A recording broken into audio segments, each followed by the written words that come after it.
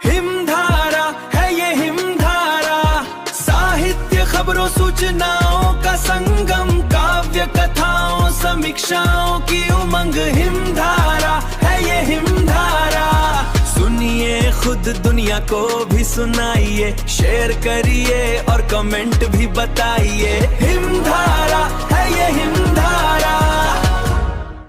नमस्कार, प्रस्तुत है रतनचंद निर्झर का लिखा संस्मरण काका मैं सिखता हैगा पर इन्ना चलना नहीं।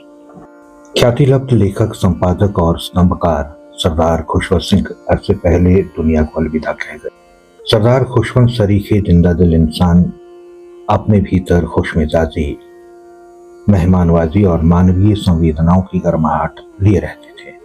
जाहिर है ऐसे इंसान के साथ बिताए गए पलों की स्मृतियां हमेशा ताजा रहती है। मुझे उनसे मुलाकात का अवसर मिला था 21वीं सदी के शुरुआती साल में। मैं उन दिनों सोलन में सरकारी नौकरी कर रहा था। पता चला कि हर साल की तरह इस दफा भी सरदार खुशवंत सिंह गर्मियों के मौसम में कसौली स्थित अपने निवास पर आए हुए हैं। उनके आने की खबर समाचार पत्रों के माध्यम से पता चली। तब उनकी नवीनतम ताजा उपन्यास ट्रेन टू पाकिस्तान चर्चा में थी। मैं उनका स्थायी स्तंभ ना काहू से दोस्ती, ना काहू से गैर और अंग्रेजी में ऑल अबाउट नियमित रूप से पढ़ता था। स्तंभ में बिजली के बल्ब में कैद उनका चित्र मेरे मानस पटल पर छाया हुआ था। खैर, अखबारों में खबर पढ़ने के बाद सोलन शहर में शाम की हमारी नियमित बैठक के दौरान वरिष्ठ साहित्यकार स्वर्गीय संतराम से खबर साझा की कि इन दिनों खुशवंत सिंह कसौली आए हुए हैं। सोलन की हमारी मित्र मंडली ने सामूहिक निर्णय लिया कि कुछ लेखक और पत्रकार उनसे मिलने जाएंगे। उनसे मुलाकात का समय लेने के लिए कसौली के तत्कालीन तहसीलदार अविनाश जी से संपर्क किया गया। उनके प्रयास से हमें रविवार के दिन सरदार खुशवंत सिंह से 1 घंटे तक मुलाकात का मौका मिला। हमने उन्हें सम्मानित करने का फैसला किया। मुलाकात के दिन पंडित संतराम शर्मा, डॉक्टर पीसी शर्मा, मनजीत सहगल, बलदेव चौहान, प्रदीप कंवर, कमलजीत चौहान, हेमंत कुमार, वीणा शर्मा और ज्ञान बडोला कसौली में उनके निवास स्थान पर पहुंचे।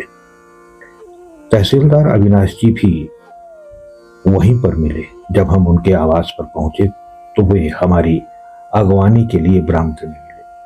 हम सभी ने उनको शॉल, स्मृति चिन्ह और पुष्प गुच्छ देकर सम्मानित किया। वे हमारे इस सम्मान से बड़े अभिभूत हुए। चाय की चुस्कियों के साथ विभिन्न मसलों के अलावा साहित्य, राजनीति और पत्रकारिता पर सार्थक चर्चा हुई। उन्होंने हमें अपना निजी पुस्तकालय भी दिखाया। चर्चा के दौरान उनके नियमित स्तंभ पर भी खूब बातें हुई।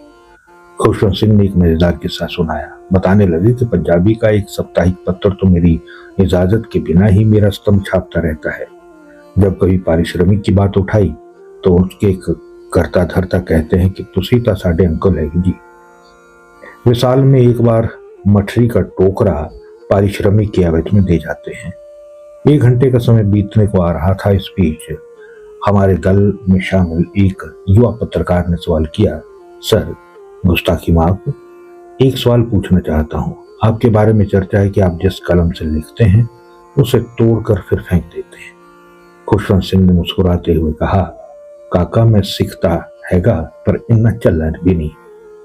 1 घंटे की मुलाकात के दौरान सरदार खुशवंत सिंह जी ने हमसे कई बातें की। उन्होंने धर्मपुर के अपने यार बेली स्वर्गीय गुरुदत्त को भी याद किया, जो कि उर्दू में शायरी करते थे। उन्होंने उनके लिखे कुछ शेर भी दिखाए। यह अशरार उन्होंने पत्थरों पर लिखवाकर पुस्तकालय में संग्रहित कर रखे थे। इस बीच उनकी बेटी ने आकर बताया कि पापा जी आपके डिनर का समय हो गया है। वे समय के पाबंद थे। उनसे विदा लेकर हम वापस सोलन चले आए। तीसरे दिन फिर उनके निवास स्थान पर मेरी उनसे भेंट हुई। मुलाकात की याद के तौर पर खिंचवाए गए फोटोग्राफ्स की एल्बम लेकर गया था। ये एल्बम स्वर्गीय ज्ञान बडोला ने तैयार की थी। जब मैं उनसे यहाँ एल्बम लेकर पहुंचा तो वे बड़े खुश हुए और कहा, काका तुसी सोलन वालियां ता बड़ी छेती एल्बम भी तैयार कर दी। उन्होंने मुझे बगैर चाय पान किए जाने नहीं किया। तो ये थी रतनचंद निर्झर का संस्मरण काका में सीखता हैगा पर इनमें चलना भी नहीं। आज के लिए इतना ही, फिर मिलता हूं किसी और संस्मरण के साथ। नमस्कार।